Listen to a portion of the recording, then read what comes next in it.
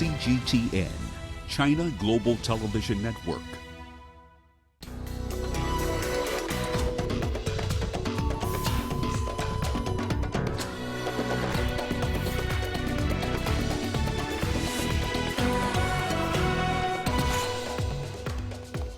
Sudan's rebel leaders deported to South Sudan as Khartoum remains deserted.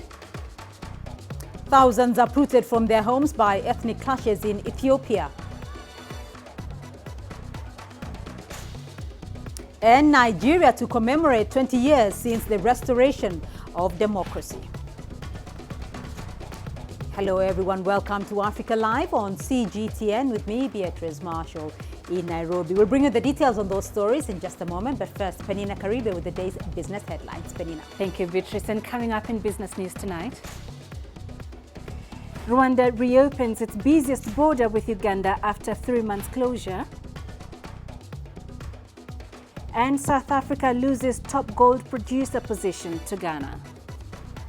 I'll be back with details of those stories and plenty more in just a bit. For now, it's back to you, Beatrice. Penina, thank you. And let's begin with some distressing news from Mali, where at least 100 people have been killed in an attack on a village in the central part of the West African nation. Security agencies say the attack was carried out on a village inhabited by ethnic Dogon people.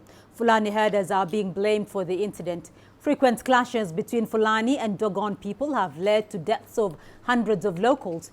In March, 130 Fulani herders were killed in a retaliatory attack that was blamed on Dogon hunters. Well, CGTN's Deji Badmus is joining us now from Lagos with more on that story. Deji, about 100 Malians killed in an attack on the Dogon village in Mali. What is the latest? What do we know?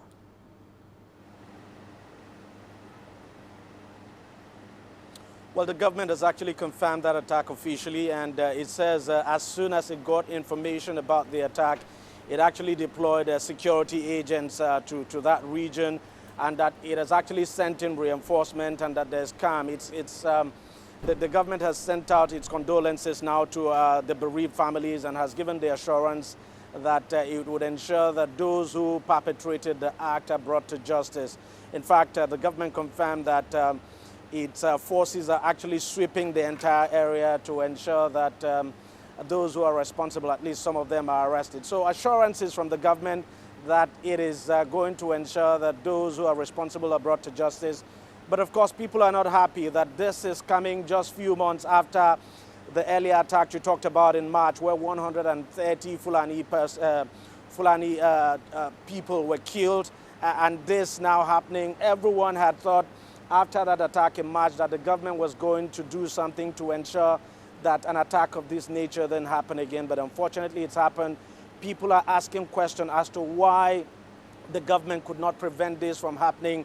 How come the government did not have any information or intelligence at all that this was going to happen? So some very hard questions there for the government to answer. But it's certainly going to come under more severe pressure, especially when you consider the fact that the last attack in March actually led to the resignation of the entire cabinet of the Malian government before a new one was appointed. So we just wait and see what happens, but it's a very, very terrible situation, Beatrice. So hard questions being asked indeed, Deji, because we do understand that there are frequent clashes between the Fulani and the Dogon people. So what is the government, though, and the region doing to quell that violence between the rival communities that has compounded an already dire security situation in Mali?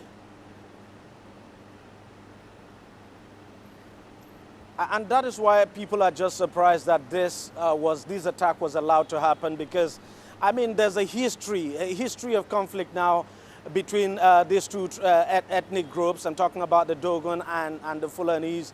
Even before the attack in March, there had been a series of attacks in the past. But, you know, before now, the government had always settled these issues now through negotiations. But, you know, because of the activities of jihadists, especially in northern Mali, it's been very difficult for the government to really, deal with the situation. And you have a situation where the Dogons are always accusing, they've always accused the Fulanis of supporting extremists, these jihadist extremists, and the Fulanis on their part have always accused the Dogons of supporting the military. So it's a bad one for the Malian government. Fact is that the Malian government had not been able to provide better security in that region, and so people had to resort to providing security for themselves. They were able to procure arms, and you know, this is a result. This is what happens when people are allowed to defend themselves, because we understand the Dogons actually have their own ethnic militia, sort of a self-defense militia now. So it's a terrible one, but this is what you get when the government is not able to provide proper security and the people are allowed to defend themselves. Beatrice? And moving away from Mali, though, we are receiving reports that gunmen on motorbikes killed 43 people in some attacks in northern Nigeria. What do you know about that incident?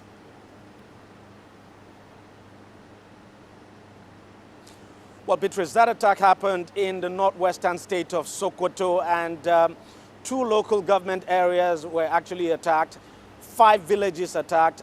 In one of the villages, 18 persons were killed. In other villages, 25. That attack has been confirmed. The victims have actually been buried. You know, it just feeds back to what we were saying about Mali. People are actually surprised that this attack could happen, that there was no intelligence at all. President Buhari, of course, has come out to condemn the attack and has actually blamed local leadership failure for the attack, because you know, you don't have people sharing information. Some people within those communities would probably have known that this attack was going to happen, but they just didn't share the information with the security agencies, didn't share the information with government, and so the attackers had a free rein. We understand they came into those villages on a motorbike, about 50 of them, opened fire on villagers and burnt houses, and at the end of the day, about 43 persons killed. Unfortunately, this attack happened when nobody ever knew about it. The information came out later. Right. The security agencies could not intervene because the information was not out there before it happened or while it was going on. So it's another terrible situation. And also, it says a lot about the proliferation of small arms and light weapons, not just in Nigeria, but across the Sahara and Sahel region. Beatrice? Deji Badmus joining us there from Lagos on the situation in parts of Western Africa. Now, rescue efforts are underway at a gold mine in the east of Tanzania after 5 miners died when it collapsed at the weekend in an unlicensed mine in Morogoro region. 5 others are being treated in hospital. It is not known how many people are trapped underground at the mine. The authorities are reported to have ordered the closure of the mine where small-scale miners work. Regional Commissioner Stephen Kebwe has said people flocked to the area after the discovery of gold deposits there. Well, CGTN's Daniel Kija is joining us now for more on this story. Daniel, rescue efforts are underway at that gold mine in the east of Tanzania. 5 miners dead after it collapsed. What do you know? What is the latest from Tanzania? Hello, Beatrice. And indeed, it's a sad day for the country and also especially Morogoro region. Like you said, 5 artisan miners, small-scale miners, are said to have lost their lives, and 5 others are in the regional hospital getting treatment after the mine collapsed this last weekend on Saturday evening. Now, the mine is located in Kilahama village in Gairo, Morogoro region, which is about 6-7 hours from Dar es Salaam city, where I am now. The incident happened after it is said that the roof of the mine collapsed after not being very secure. As it stands, the mine has been closed. There are still ongoing rescue operations, but it is still, like you said, not yet known exactly the extent of how many people might be under the mine. Right, Daniel, you have mentioned that rescue operations are ongoing. Do you know the status of the rescue operations and the proceedings so far? And what is the government doing, though, to ensure safety of such mines?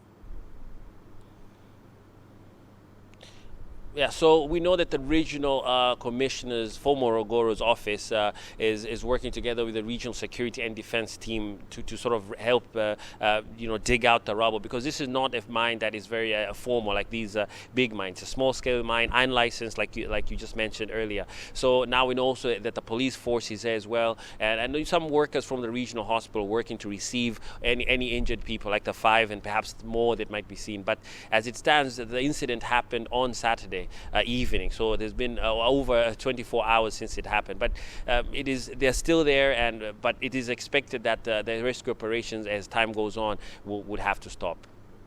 Daniel Keji joining us there from Dar es Salaam. Now let's get you the latest from Sudan, where 3 members of a rebel movement have been deported to South Sudan. The 3 had been detained in the wake of a deadly breakup of a protest camp in Khartoum.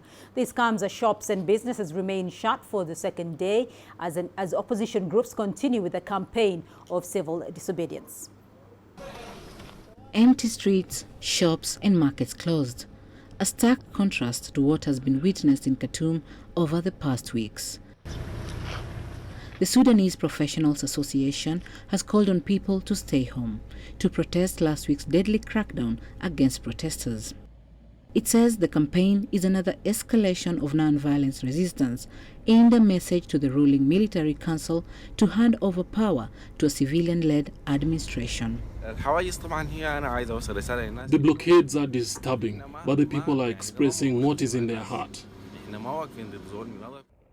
In a sign of possible panic, long queues were seen outside petrol pumps and shops as residents rushed to stock up. We are calling upon the youth to remove the barricades, and the streets will be opened, so we will live in peace, and then we will rebuild Sudan. Several international players are trying to mediate the crisis. Ethiopian Prime Minister Abiy Ahmed recently held separate meetings with the two sides, calling for quick democratic transition. Chomwono, CGTN. Now, since coming to power in April of 2018, after 2 years of anti-government unrest, Prime Minister Abiy Ahmed has been hailed for his efforts to end the iron-fisted rule of his predecessors. But the loosening of the reins has had a far darker side, as years of tensions between ethnic groups who are divided into 9 autonomous regions have boiled over. CGTN's Beryl Oro brings us this report. Prime Minister Abiy Ahmed has embarked on economic reforms, allowed dissident groups back into the country, and eased control that led to Ethiopia's jump 40 points in the 2019 Press Freedom Index. However, persistent tensions over land and resources have fueled deadly violence in the country of over 100 million people. One of the hotspots is along the borders of the Gedeo district, which is part of the vast southern nation's nationalities and peoples region, and West Guji in Oromia. Nearly 1,400 households, and you can see the population were totally affected, and for that reason, World Vision was asked to conduct rehabilitation, rebuilding of houses, and rehabilitation of some kind of livelihood activities like agricultural activities.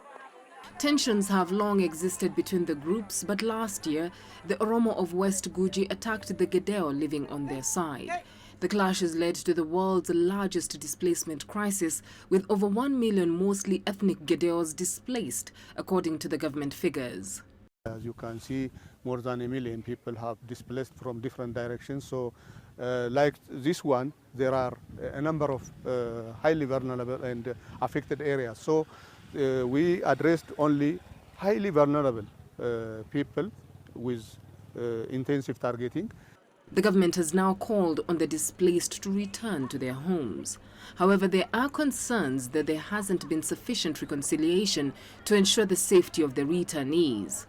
According to World Vision, only 145,516 people have returned to their home from Gedeo, and hundreds are still lining up for food aid. I'm scared to go farm my agricultural plot for fear of attacks by them. My house has been burned, the banana trees, the coffee has been destroyed, my cattle has been looted.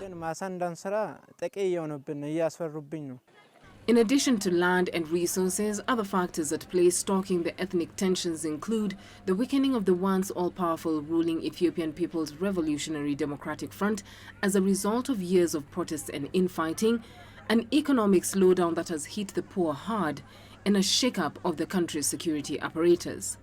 Beryl Oro, CGTN. Meanwhile, Uganda insists the transition of security from regional peacekeeping troops in Somalia to Somali forces must be handled responsibly. It comes after the United Nations Security Council announced plans to reduce the number of troops involved in the African Union's mission in Somalia by 1,000. CGTN's Isabel Nakiria reports. The Ugandan army warns the gains made by the African Union mission in Somalia, known as AMISOM, may be lost if the plan to gradually pull out troops and hand over security to Somali forces is not handled carefully. In this case, I think the timing was not very perfect, considering that some of the key enablers and force multipliers are really not in place.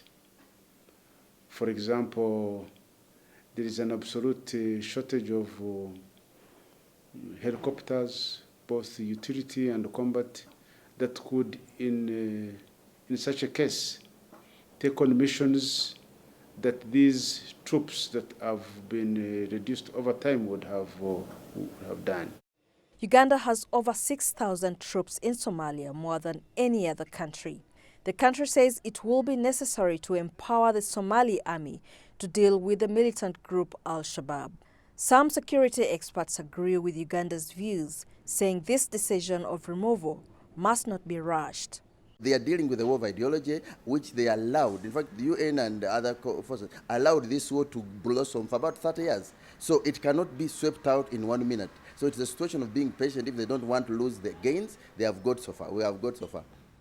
The UN Security Council renewed its authorization of AMISOM by 1 year, but decided to cut 1,000 troops from the 20,000 regional peacekeeping force. AMISOM has managed to gain control of the major towns in Somalia, but Al-Shabaab militants still occupy vast rural areas.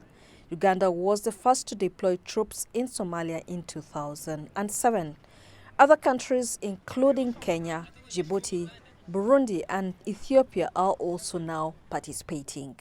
Uganda has raised concerns about the gaps in security that will need to be filled as troops are gradually removed and security handed over to the Somali forces. And with elections scheduled next year, both the African Union and the United Nations will need to ensure that the threats by the militant group are contained and stability returns. Isabel Nakiria, CGTN, Kampala. You're watching Africa Live, still ahead on the program. Nigeria to commemorate 20 years since the restoration of democracy. And Somalia's first floating restaurant attracts many in Mogadishu.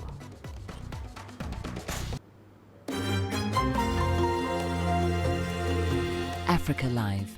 Find your voice.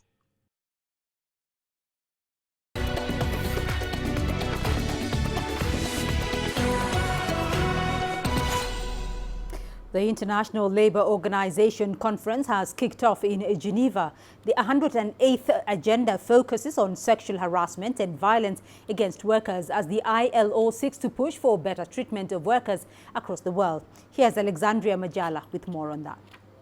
For the next few days, delegates from across the world are deliberating on ways to protect workers against sexual harassment and violence.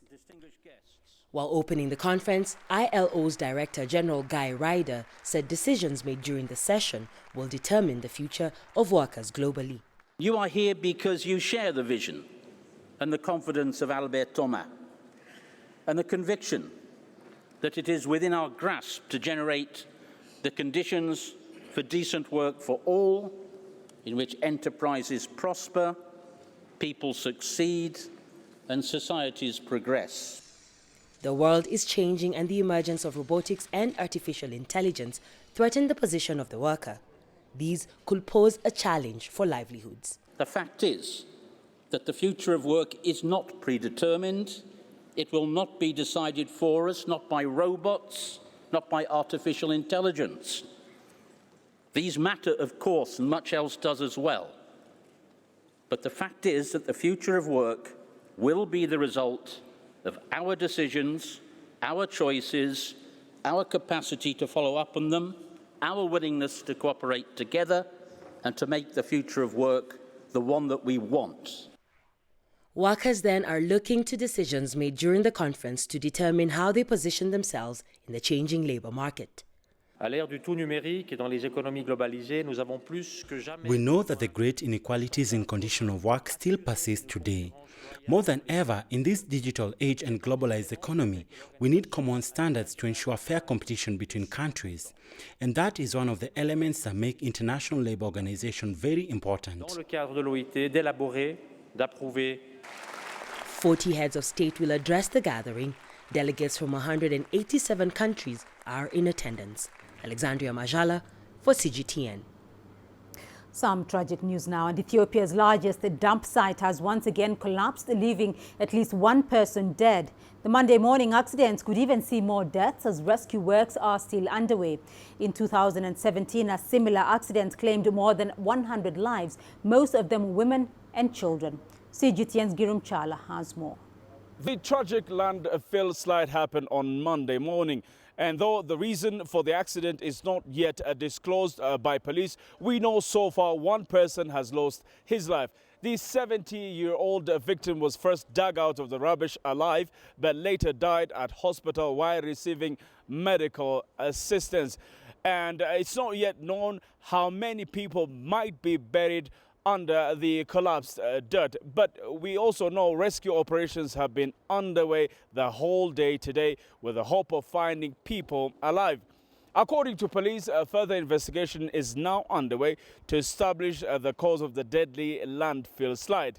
By the way, this is not the first time the Koshe garbage slide tragically affected people. In August 2017, more than 100 people were killed in what was the most tragic landfill slide in Ethiopia's history. Gurumtala CGTN, Addis Ababa, Ethiopia. On to Somalia now, and the country's first ever floating restaurant is attracting many people in Mogadishu to visit Lido Beach. The floating restaurant has become an attraction site in the capital, Mogadishu. CGTN's Abdulaziz Bilo joined a group of young people and tells us more. On the sandy shores of Mogadishu, a floating restaurant has become the latest attraction in a city often associated with conflict. And the La Lantana is a modern boat tailored to accommodate families, couples, as well as large group of tourists who wish to dine in the Indian Ocean. This ship has enough capacity to carry many people who come here for tourism purposes. We came up with the idea because it's only small skiffs which operate here. The ship makes numerous trips within Mogadishu and beyond. It goes all the way to Washik, Jazeera, and deep in the sea. Hussein and his wife Hani are here to enjoy their weekend and have even invited some of their friends and colleagues from work to experience this floating restaurant at the famous Lido Beach. I'm here today with my wife. We always look forward to coming here in the evening and during weekends to pass time. We also come with our friends to enjoy touring the city. This is a good initiative, one that has been highly welcomed by many. We hope to see more luxury boats like this so that families can enjoy more. Abdi Fattah Hassan says the floating restaurant is a testimony of recent progress made in stabilizing Mogadishu and wants increased investments to boost the local tourism industry. This is a reflection of the peace and progress taking place in the city, and we hope to see more positive developments like this. Once peace is achieved, young people will require leisure activities, and this is a perfect meeting spot for the youth. Young people also come here to share positive developments on their social media accounts by taking pictures and posting them with several hashtags, including Mogadishu Rising, that has become popular on Instagram, Facebook, and Twitter. This is the country's first ever floating restaurant and quite popular mainly among young people. For just a few dollars, one gets to enjoy a 2-hour-long boat ride in the Indian Ocean and get to experience the beautiful seaside capital of Mogadishu.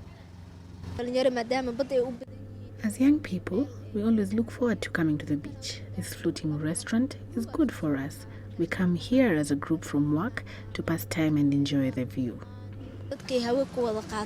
Years of violence has virtually destroyed the tourism industry for a nation with pristine beaches and one of the longest coastlines in mainland Africa. But young people in the city want to change the perception many have of their country and want the world to see Somalia for what it has to offer.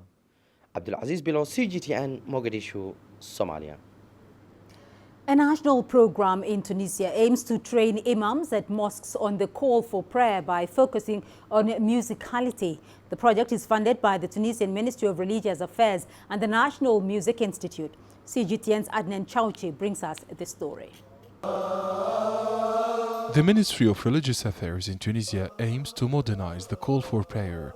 Authorities are training and teaching music to hundreds of imams at mosques in 24 regions across the country. The call for prayer will not change, but the music and tone will evolve. Tunisian, Arab, Andalusian and Western-style music will be integrated. Islam is a religion of peace and modernity.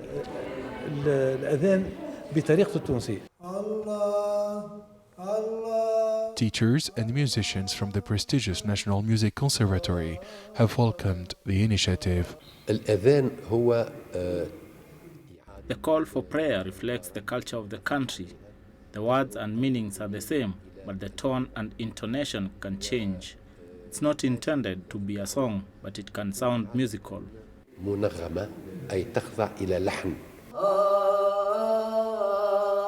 The Tunisian government is launching a national de-radicalization program which aims to prevent imams, Muslim clerics and young people from turning into religious fanatics. Music is a universal language that everyone appreciates and understands. People are attracted by the musical nature of the call to prayer. There are over 12,000 mosques in Tunisia. The new Call for Prayer program will last 5 years. For the first time in Tunisian history, music lessons will be given to imams who call for prayer 5 times a day at mosques across the North African country. The program is an initiative of the Ministry of Religious Affairs and the National Music Institute. Adnan Shawishi, CGTN, Tunis. Now, according to the United Nations Food and Agriculture Organization, 80% of Benin's 11 million people depend on agriculture. A program on the outskirts of the country's capital is now promoting traditional ways of farming on a large scale, aimed at teaching the youth the importance of food security in a sector they often avoid. CGTN's Laura Walubengo reports. Vous allez faucher. Participants of an agro-boot camp in the farmlands of Benin harvest maize, cowpeas and rice under the gaze of the sun. The program in Toribosito, just outside Cotonou, aims to teach basic traditional ways of agriculture. Agroecology requires us to feed the soil, so that the soil feeds the plant and the plant feeds us. The boot camp is part of a wider movement to encourage self-sufficiency on the continent, where about $64.5 billion is spent in a year importing food. For $45 a week, agro-boot campers learn agricultural techniques, follow marketing courses, and network with successful agro-entrepreneurs. We chose this concept because we want to show young people that we are strong together. So if everyone does their part, we can build and create something serious and good. Camp organizers also want to show young unemployed people that working the land can offer an alternative and successful livelihood. All they require is to create businesses with awareness of ecology and of the climate. There are a lot of resources and the soil is incredible. I've learned that these initiatives exist and that a network exists, and that we can join this network easily because it is very open. 10 participants of the program have already launched new agricultural activities, farms or enterprises. More camps are planned later in the year in North Benin, Chad and Côte d'Ivoire. Laura Walubengo, CGTN. To Nigeria now, and the country is set to commemorate its 20th anniversary since the restoration of democracy on the 12th of June. The Nigerian government has held various events to celebrate achievements of the 20-year democratization road. CGTN's Alexandria Majala has more. The event, dubbed Unbroken Democracy, kicked off the celebrations to mark Nigerian democracy in the capital, Abuja. Nigeria has come a long way since attaining democracy in 1999. This year's celebration coincides with the 20th anniversary of an uninterrupted democracy, civil rule since 1999, as well as the consolidation of the achievements recorded in strengthening and deepening our democratic experience since June 12, 1993. The country's democracy, which was formally celebrated on the 29th of May each year, will now be celebrated on 12th June following amendments approved by President Buhari. Exhibitions were also held seeking to promote the country's history to the younger generation. It is my sincere hope that this exhibition will bring to remembrance the depth of our political history and further serve as a uniting force for all of us as a people. Nigerian President Muhammadu Buhari maintains that his government will continue to maintain democratic rule and focus on economic growth despite the country's continued struggle with insurgency and a high rate of unemployment. Alexandria Majala for CGTN. Let's now go to Penina Karibe for a look at the day's business news. Penina. Thank you, Beatrice. And coming up on Africa Live Business, Rwanda reopens its busiest border with Uganda after 3 months closure. And South Africa loses top gold producer position to Ghana. Business in Africa is at the crossroads, where opportunity meets innovation, where profitable new markets collide with global trends. From the sound of an African bell on a stock market's floor to the shout of the trader in a bustling free market. It's colorful, vibrant, and exotic. CGTN stands at the gateway to Europe, Africa, and the Middle East. From Morocco to South Africa, we talk to the deal makers and actors who fuel its engines of growth. Only on CGTN.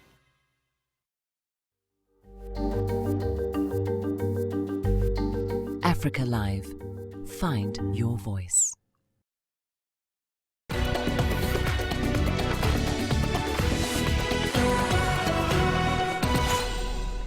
Rwanda has reopened its busiest border with Uganda after closing it for 3 months. Heavy trucks and goods will now be allowed to move at the crossing. A diplomatic feud that led to the closure has severely affected business. Rwanda insists that the border was closed to allow infrastructure development. This is in line with what it says will be to try its one-stop border infrastructure. Rwanda's Revenue Authority, otherwise known as the RRA, said the area will only be open from June 10th to June 22nd.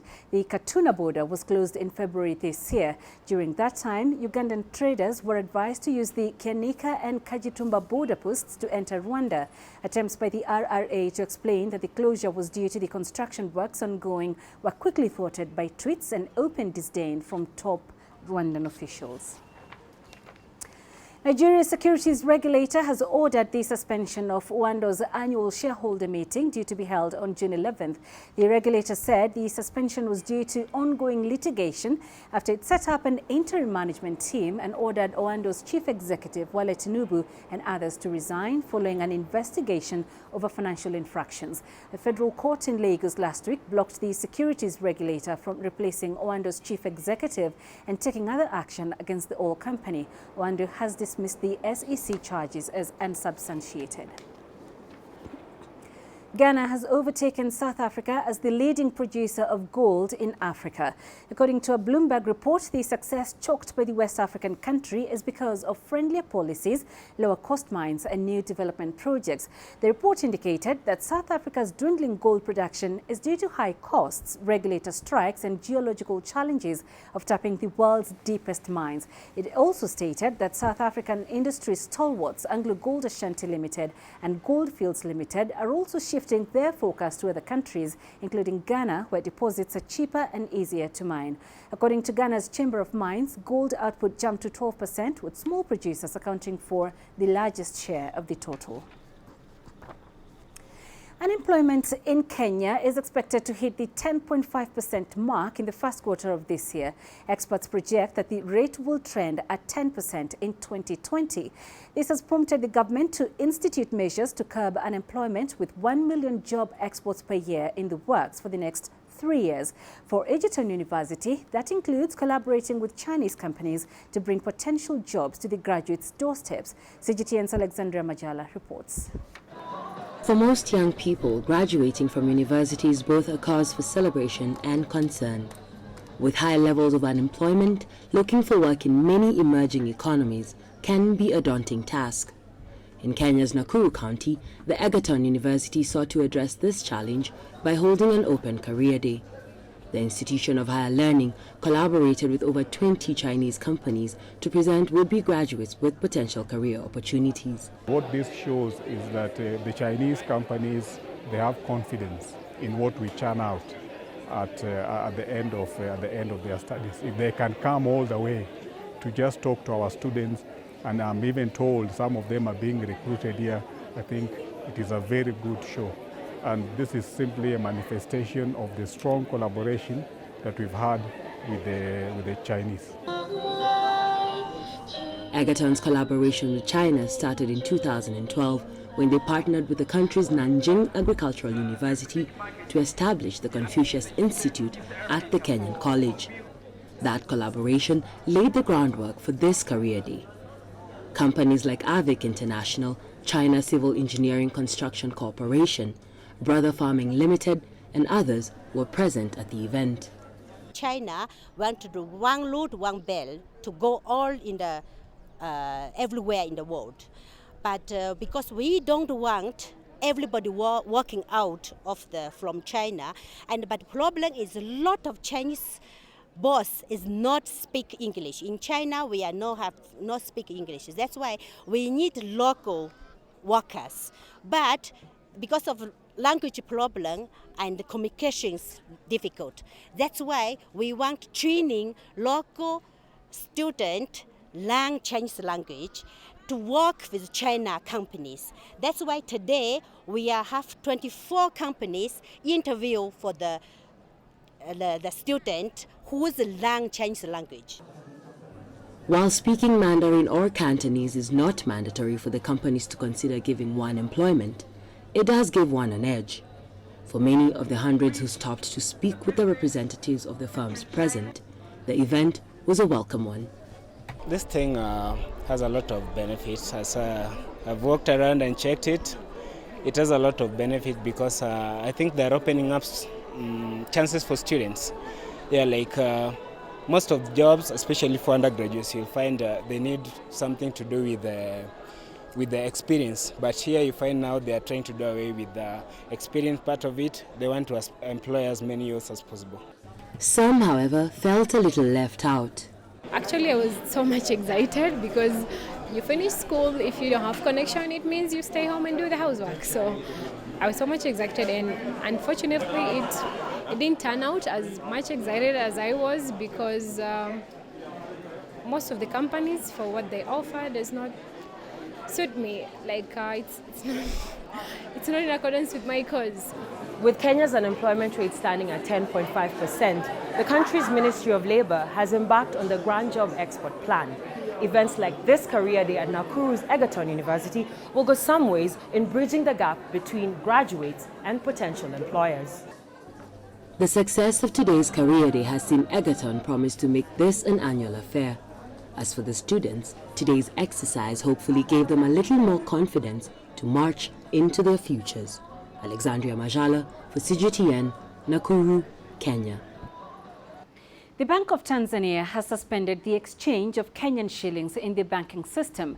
The move follows Kenya's decision to demonetize the 1,000 shilling banknotes in a bid to fight illicit financial deals. However, the old 1,000 banknotes will remain in circulation until October 1st. Tanzania's central bank also suspended repatriation of all Kenyan currencies into the country. Banks in Tanzania have been instructed to enhance their due diligence when handling money from or going into Kenya. Businesses operating between Kenya and Tanzania will be affected by the decision, as they will be unable to move cash between the two countries. Trade of goods and services between Kenya and Tanzania is likely to decline in the period the suspension will be in effect. In Uganda, a group of 30 international and local campaign groups have petitioned two banks to abandon plans to raise funds to build an oil pipeline to export oil between Uganda and Tanzania. They argue the project would damage local livelihoods, water resources and wildlife. South Africa's Standard Bank Group and Japan's Sumitomo Mitsui Banking Corporation are helping to raise $3.5 billion needed to finance the pipeline. The pipeline, which will run from fields in the west of Uganda to Tanzania's Indian Ocean port of Tanga, is vital to developing the East African nation's oil reserves, which are estimated to hold 6 billion barrels. It is expected to transport about 200,000 barrels per day when oil production peaks. Technology has evolved to such an extent that it's no longer seen as a separate element of any business, and that includes the oil and gas sector. It's now an integral part of every business, and if it's not developed in conjunction with business plans and models, it's very likely that the business will fail. CGTN's Angelo Coppola reports from Luanda. The use of technology now spans countries, continents, and the world. Work is done in every part of the world to solve localized problems and challenges. We've also been working hard in Africa, especially with our open labs and other countries, to build technologies which will work for this continent and move forward. So therefore we're in a very good place to be able to make a difference here and to take Angola a long way forward and be more competitive. Technology has ingrained itself in every sphere of business and every business sector, to the extent that all businesses are now technology businesses. And oil and gas in Angola are really no exception to the rule. So this really poses, an opportunity but also a challenge, right? Because as you think about it, the jobs of tomorrow in oil and gas probably don't exist today. So how do we think about upskilling and creating jobs that will be also more inclusive to women? We have worked very hard in the fourth industrial revolution. We work with 80,000 research developers, and we're working very hard to improve the communications, artificial intelligence, cloud computing, to make it more effective and efficient, to make sure that we can take advantage of the challenges that we have and improve the education, improve the lifestyle. Data has become ubiquitous, regardless of the industry and the country that business operates in. That means that, the way we look at oil and gas today is probably going to be very different to what we'll do 5 years from now. Probably we'll need more data scientists and geologists. So think about women in that perspective. How do we get more inclusive in creating those jobs and appealing with those new jobs also to women? Technology and the oil and gas sector are synonymous with each other, but it's now important that that technology is used to enhance the lives of people working in that sector. I'm Angelo Coppola for CGTN in Luanda, Angola. Ethiopia's parliament is set to approve a law covering the lift of the telecommunication sector in the country. This will establish an independent communication regulator responsible for promoting a competitive market. Prime Minister Abiy Ahmed recently pledged economic reforms aimed at boosting the sector that caters to over 60 million mobile subscribers. International telecommunication firms have expressed interest in the country, with the sector being protected by a state monopoly. Several companies have expressed interest, including France's Orange, MTN of South Africa, Britain's Vodafone Group, the UAE's Etisalat, and Zain of Kuwait. All right, let's leave it there for now. But coming up in global business, like we mentioned, Ethiopia's parliament set to approve a law liberalizing the telecoms industry. What will it mean to state operator Ethio Telecom? We shall tell you more about that. We'll be live in Addis Ababa at the top of the hour. For now, it's back to you, Beatrice. Penina, thank you. And we still have more news for you here on the program. Here's what's ahead. An artist in South Africa uses discarded plastics to make unique art. The greatest journeys, the greatest sights, the greatest adventures. Here in Qanater, this weir allows the locals to walk on water. We're far more than just TV news. We're your passport to the wonders of Africa. To bring you stories of struggle, survival and hope.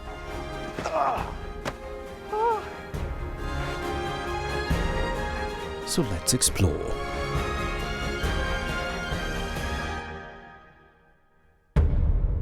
CGTN. See the difference.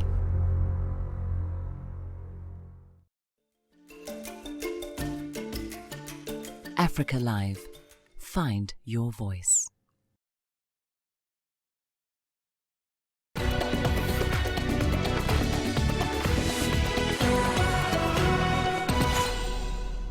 To South Africa now, and artist Mbongiseni Buthelezi uses discarded plastics to make his unique art. He paints in impastos, solid forms burnt with a heat gun onto a thick roofing plastic surface. Buthelezi is able to work realistically and abstractly with the plastic on plastic canvas. CGTN's Lisanja Mela has more. Mbongeni Buthelezi is a renowned artist who has made his name as a plastic painter. His preferred medium is waste material, a material that if treated without the required care and management can cause much damage to the environment.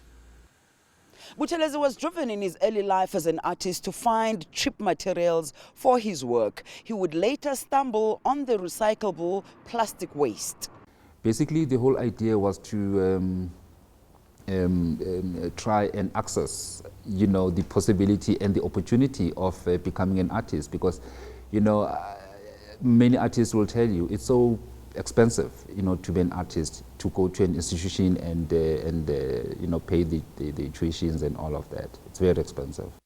Buthelezi's canvases are built up using melted plastic to give color and form to his creations. The canvas that I use in my work, I call it canvas, even though it's not exactly canvas, but it's also plastic. If one were to explain the microns, I'm using 250 microns. That is the thickness of the actual plastic that I use. 4 layers of that is what I wrap around what I call the stretcher. So I prepare the stretcher or the frame, mount a board onto it, and wrap around, this roofing plastic as part of my canvas. Otherwise, with plastic, it doesn't sort of allow any foreign material, to stick onto it. So, the best for me is, that I've discovered over the years is to use actual plastics, actual roofing plastic, as a base or a canvas, where I start to build up with different colors to create the image out of it. The artist personally sifts through discarded waste for his work materials. He cuts it into little pieces and glues them onto the canvas, creating surfaces and structures with subtle and changing tones and colors. I used to ask people, bring materials for me or to help me or to assist, collect plastics for me. But with time, I realized that, people were bringing the type of materials that I wasn't really interested to work with. And ever since I realized that the best for me is possibly to go out there and collect materials for myself. So it's a part of the process, to go out there, collect the right material for what I want to use it for, and so that at least, I don't waste time. Buthelezi has exhibited in many countries around the world. I've exhibited in Belgium, I've exhibited in New York. Germany, I've been to many cities there, with exhibitions, with residences, as I've just indicated. But, this is just the beginning for me. There are many more things that I'm looking forward to, particularly this year. His works are also part of various collections. Yolisanja Mela for CGTN in Johannesburg, South Africa.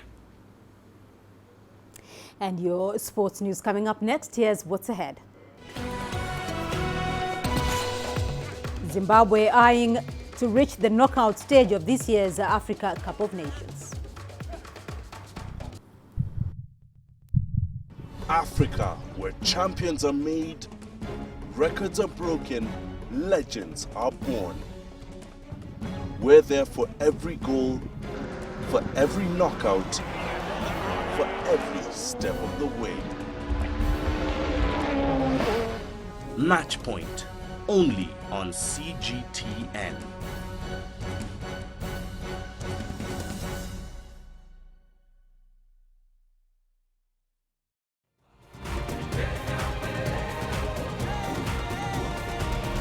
Africa Live. Find your voice.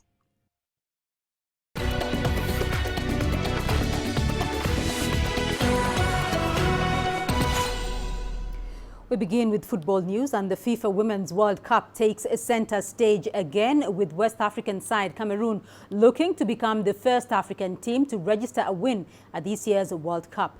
Cameroon will be playing their opening Group E match against the 2015 World Cup hosts Canada as they hunt for at least the first point for Africa at this year's tournament. Later on Tuesday, New Zealand will play the Netherlands in the other Group E game. In the opening Group F games, 2003 finalist Sweden will be facing debutants Chile. In the other Group F game, 3-time champions and defending champions, the United States, will open their title defense campaign versus Thailand. Now, it's been 15 years since Sunday Chindamwadza took Zimbabwe to his first ever African Cup of Nations finals. The veteran coach is back in charge of the Warriors at another tournament where he is hoping to score another first, this time steering his nation past the group stages. Here's CGTN's Farai Mwakutuya with more on the team's preparations. Sunday Chizambwa says not much has changed since he had his first taste of AFCON finals action back in 2004. Same tactics, except that the game now is a bit like on the defensive side. As you know, most of the teams do go behind the ball. They all go behind the ball as soon as they lose ball possession. To penetrate those defensive lines, he's counting on an attacking trio that's been backed by a former prolific goal scorer who captained the nation during its first AFCON. Kamapilia, Knowledge Musona, Evans and all those, they're just there for the business. So, yeah, hopefully, we just have to start well, that's all. We have a coach here who has done it, who has been there, and it was a pleasure playing under him. He's just a simple coach who deals with basics. No, it doesn't complicate the player's game. He tells you to express yourself, and why not? So really, if the coach is as simple as Sunday, then you just have to perform. Chizambwa is undaunted by facing Egypt in the tournament opener.